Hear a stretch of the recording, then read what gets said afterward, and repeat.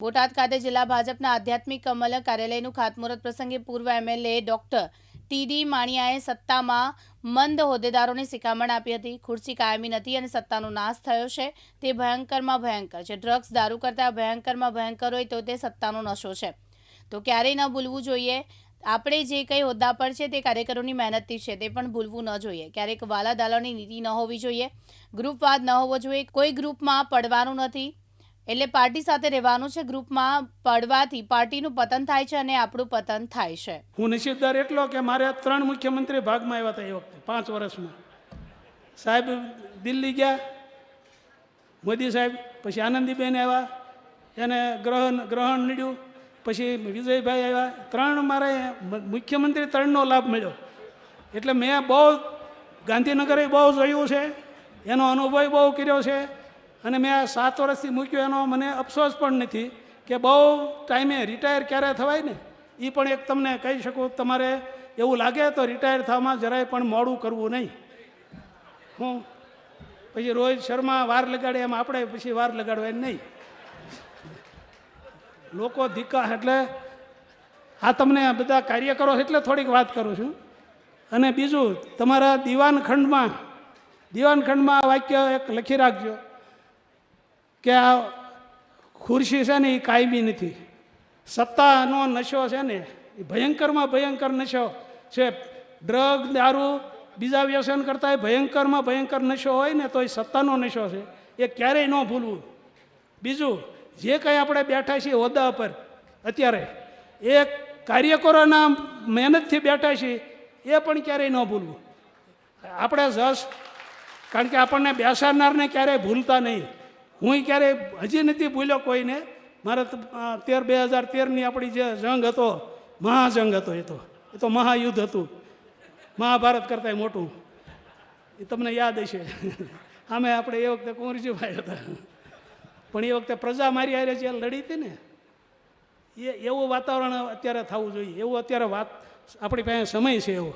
મોદી સાહેબે ગુજરાતને દેશમાં નંબર 1 પહેલાં બનાવ્યું. મુખ્યમંત્રી હતા એ દરમિયાન ગુજરાતને નંબર 1 દેશમાં બનાવ્યું. અને હવે આ છેલ્લા 3જી ટર્મથી દેશને દુનિયામાં નંબર 1 બનાવવામાં થયા છે. ત્યારે આપણે એનો સપોર્ટ, આપણે બધું ભૂલીને એ કામ કરવું જોઈએ. એટલે કાર્યાલય શબ્દ જે આજે શરૂ થયો, કાર્યાલય ખાતમુહૂર્ત થવા જઈ રહ્યું છે, એમાં ક શબ્દ આવે. હું આમ તો જનસંઘ વખતે ત્યાં મને યાદ છે, પણ 80 પછીથી ખાસ 5 ક ઉપર આવે.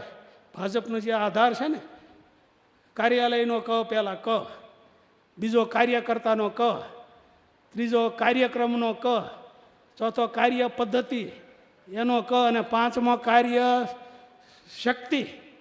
કાર્ય શક્તિ ક્યાંથી આવે? કાર્ય શક્તિ આમાં સંગઠનમાંથી આવે. એ આપણી કાર્ય શક્તિ છે. કાર્ય પદ્ધતિ ભલે ઉપરથી નક્કી થતી આવે, નીચે આપણે મંડળ સુધી આવે કાર્ય પદ્ધતિ.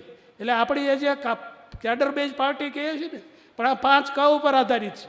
અને 1980 પછી 6ઠો ક આવ્યો. કયો? કમળ. 5 ક હતા, એમાં 6ઠો ક આવ્યો, જે આમ આપણે રિયલમાં કહી શકીએ દૈવી શક્તિ.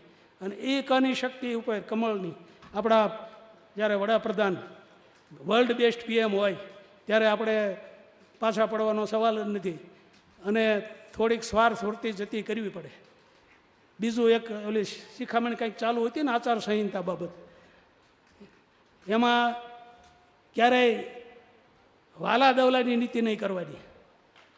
વાલા દવલાની ખાસ યાદ રાખજો. આપણે ગ્રુપિઝમ નહીં, કોઈ ગ્રુપનું થવાનું નથી. પાર્ટી આપણી માં છે, પાર્ટી આપણી માં છે અને પાર્ટી જ મુખ્ય છે.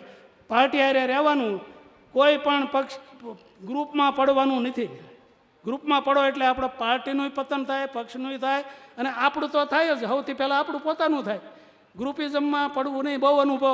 25 વર્ષ આમ તો 99થી હું જોડાણો. 99માં શહેર પ્રમુખ હતો, અને એક નગરપાલિકાની ચૂંટણી 99માં આપણે સુપરસીડ આગળ થઈ અને કરી હતી, 9-10 મહિનાવાળી. આજ અત્યારે કરીને એ જ ટાઈપની હતી. 99 યાદ કરો તમે. એ વખતે જેમ આપણે બહુ મહેનત કરીને જીત્યા હતા ત્યારે. અત્યારે પણ એક મારે અભિનંદન આપવાના ઘણા ટાઈમથી ઈચ્છા હતી, પણ અત્યારે જાહેરમાં અભિનંદન નગરપાલિકાને, 2 નગરપાલિકા બોટાદ ગઢડા અને બોટાદને તો રેકોર્ડ બ્રેક બહુમતી લાવ્યા, એટલે એને ખાસ અભિનંદન આપું. પણ આ જે શિખામણીવાળી વાત છે ને, ગ્રુપિઝમમાં કોઈ ભૂલમાંય પડતા નહીં.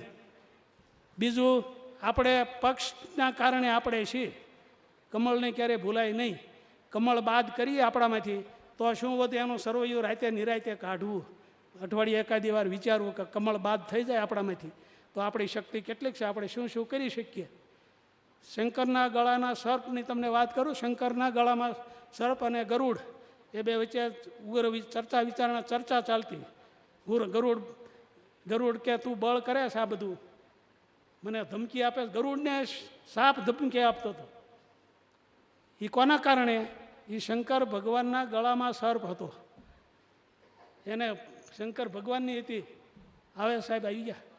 એટલે એ આપણે શંકરના ગળાના સર્પ છીએ, એટલે આપણે બહુ ધમકી બહુ આપવી નહીં અને પક્ષની સાથે રહી અને સરસ મજાનું અહીંયા વાતાવરણ જે ડોનેશનનું પણ ઊભું થયું એ બહુ સરસ વાત. આની કરતાં એ કામ સારું હતું.